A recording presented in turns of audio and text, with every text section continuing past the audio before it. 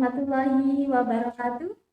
Selamat datang kelas 10 di SMK Yapenas Gempol. Pagi ini kita akan melaksanakan kegiatan masa pengenalan lingkungan sekolah secara daring dengan materi virus corona. Kenapa kita perlu membahas mengenai virus corona? Kalian mengetahui sekitar 1 tahun terakhir ini kita sedang mengalami keadaan darurat akibat terinfeksi virus corona. Ada sekitar 2,9 juta orang Indonesia sudah terinfeksi oleh virus corona. Dan yang meninggal pun tak kalah banyak, yaitu sekitar 6,9 ribu orang. Nah, kita tahu bahwa kita sedang mengalami pemberlakuan pembatasan kegiatan masyarakat mulai tanggal 3 sampai 20 Juli. Kenapa kita harus melakukan PPKM dan menganut peraturan yang sudah ditetapkan oleh pemerintah? Karena pemerintah itu berusaha untuk mengurangi penyebaran virus corona yang ada di Indonesia ini. Pentingnya kita mengetahui tentang virus corona, oleh karena itu pagi ini kita akan membahas mengenai virus corona. Untuk membahas mengenai virus corona, mari kita perhatikan gambar berikut ini. Nah, anak-anak, kalian bisa lihat pada gambar di samping. Nah, gambar itu adalah gambar kuburan massal yang dipersiapkan oleh pemerintah untuk korban yang meninggal akibat terinfeksi virus corona. Kalian lihat bahwa di sana ada banyak sekali kuburan serta beberapa ambulan yang harus mengantri untuk menurunkan jenazah agar bisa dikubur dengan layak. Untuk gambar yang nomor 2, kita lihat bahwa ada beberapa pasien dari virus corona yang harus opname atau harus dirawat di tenda khusus yang dipersiapkan oleh pemerintah. Kenapa harus dilakukan di luar rumah sakit atau harus diletakkan di tenda darurat? Karena di rumah sakit saat ini sudah penuh sekali. Jadi tidak mungkin bahwa setiap rumah sakit itu memiliki kamar yang sangat banyak sekali. Nah, karena tidak muat, maka beberapa rumah sakit menyediakan tenda darurat untuk korban COVID-19. Nah, untuk gambar yang nomor 3, kita lihat bahwa ada beberapa orang yang harus mengantri di luar IGD untuk mendapatkan perawatan khusus akibat terinfeksi virus corona. Pagi ini kita akan membahas mengenai 2 hal. Yang pertama yaitu pengenalan virus corona. Yang kedua, kita akan membahas mengenai upaya pencegahan dari virus corona. Kita bahas yang pertama terlebih dahulu ya, yaitu pengenalan mengenai virus corona. Virus corona ini memiliki bentuk mahkota atau crown, di mana ini adalah gambar dari virus corona. Di ujung dari virus corona ini yang berbentuk crown yang ada bulatannya itu merupakan protein spike, di mana dia itu sangat berperan penting dalam menginfeksi saluran pernafasan kita. Jadi dia langsung menginfeksi saluran pernafasan, tepatnya di paru-paru kita.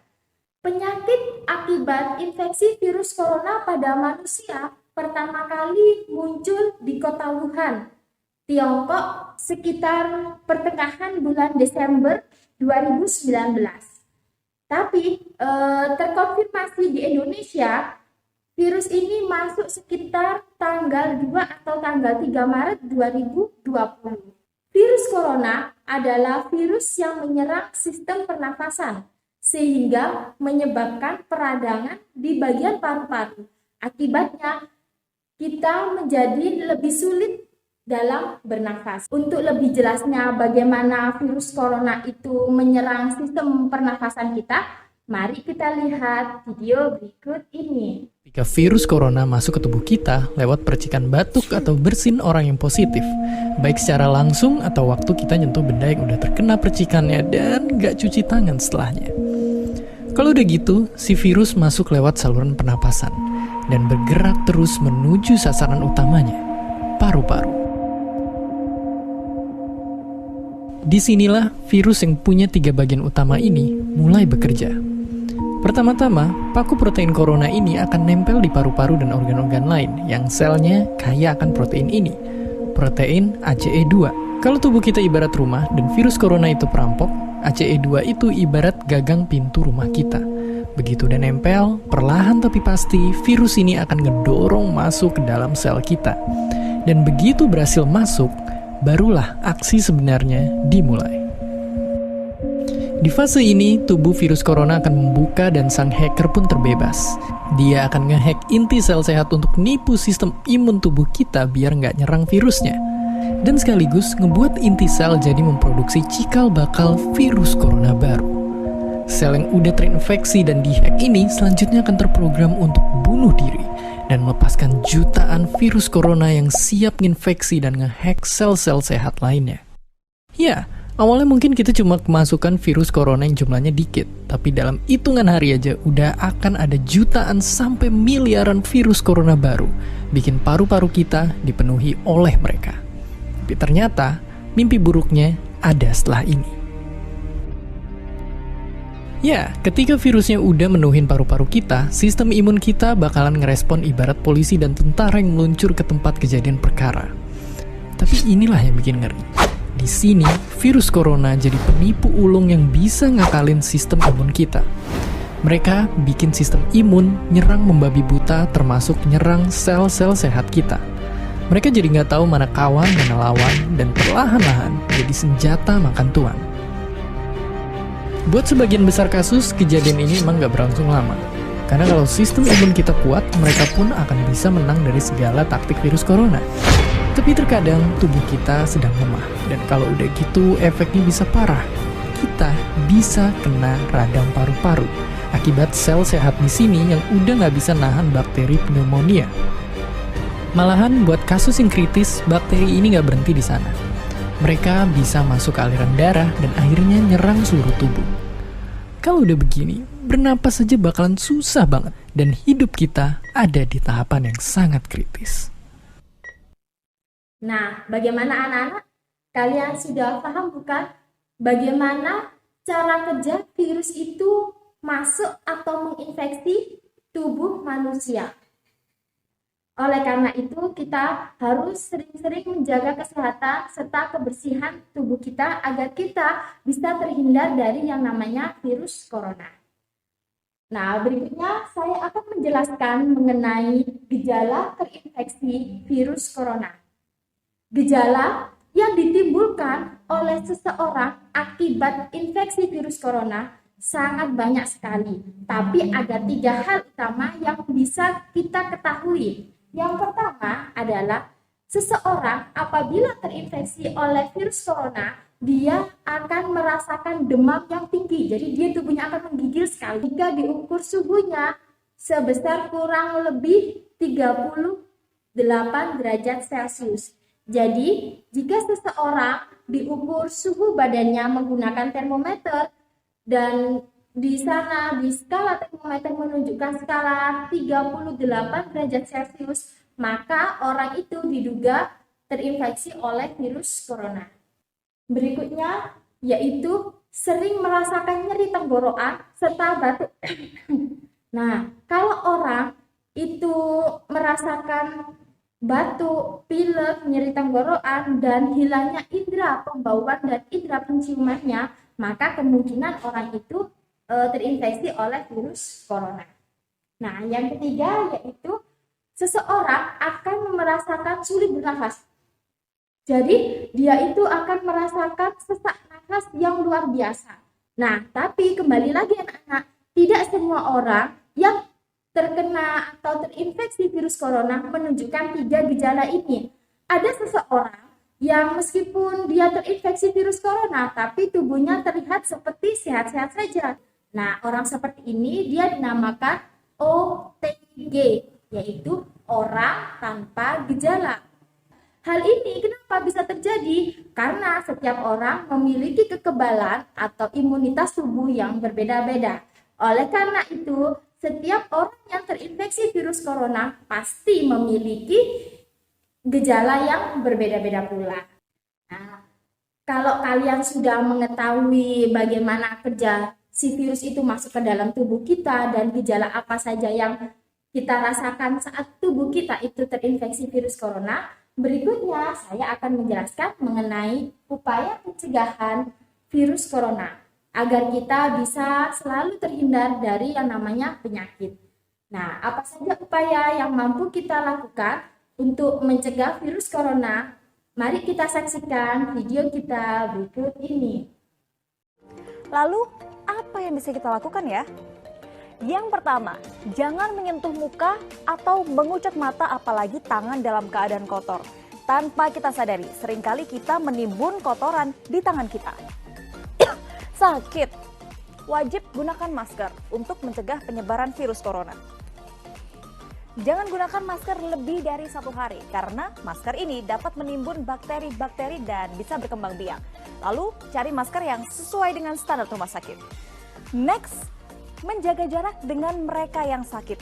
Jarak yang dianjurkan yaitu 0,5 meter sampai 2 meter untuk tetap aman dari jangkauan partikel virus.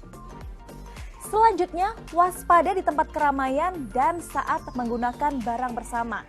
Karena partikel virus terkadang bisa menempel pada benda tersebut, seperti saat kita menyentuh gagang pintu, pegangan tangga, tombol lift, dan juga pegangan kereta. Yang kelima, jangan lupa untuk selalu rajin mencuci tangan secara menyeluruh hingga siku selama 20 detik. Menyeluruh artinya mencuci tangan, di telapak tangan, di sela-sela jari, juga di bawah kuku.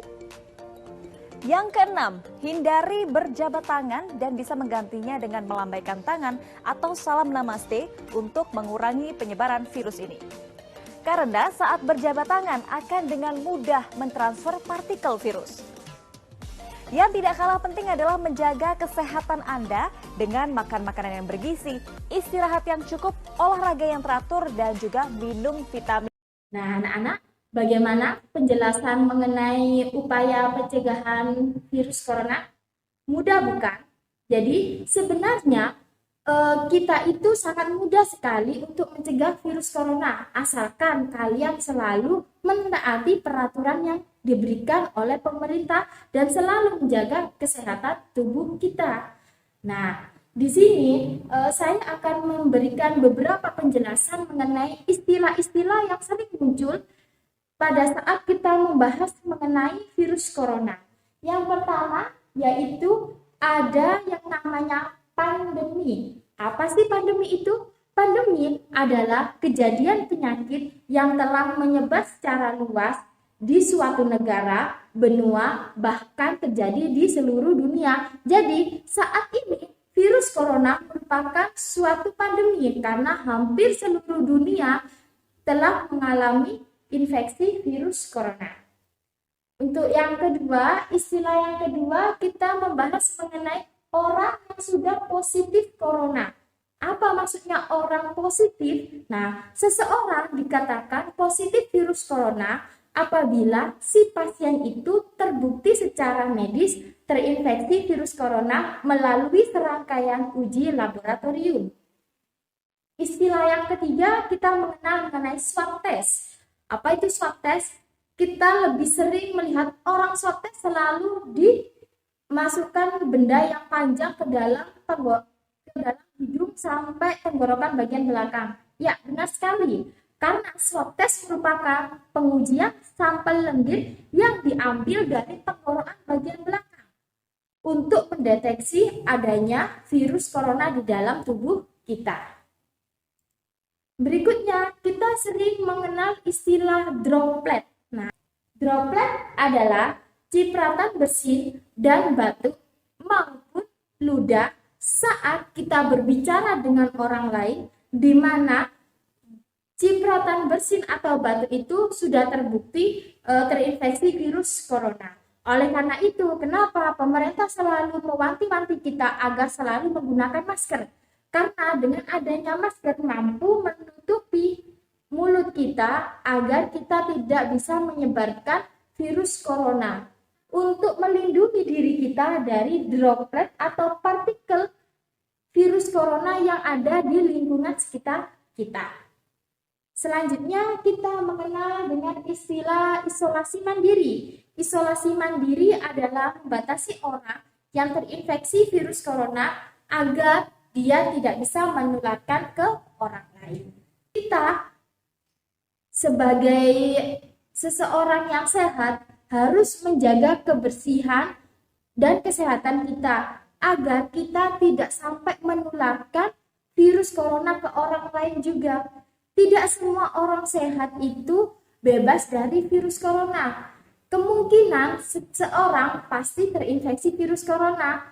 Oleh karena itu, sering-seringlah kalian mencuci tangan menggunakan sabun. Jadi kalau menggunakan sabun, gunakan secara merata ke daerah tangan kalian. Nah, itulah penjelasan mengenai virus corona pagi ini. Mudah-mudahan materi MPLS kita pagi ini sangat bermanfaat sekali buat kalian. Yang terpenting adalah jagalah kebersihan, sering-seringlah mencuci tangan, dan selalu menggunakan masker kalau kalian keluar rumah. Insya Allah kalau kalian mampu melaksanakan itu semua, Indonesia segera akan terbebas oleh infeksi virus corona. Meskipun kalian harus belajar di rumah melalui daring, tapi jangan sampai mematahkan semangat kalian untuk tetap belajar di rumah. Tetap semangat belajar di rumah, SMK Yapenas pasti bisa. Assalamualaikum, sampai jumpa di sekolah.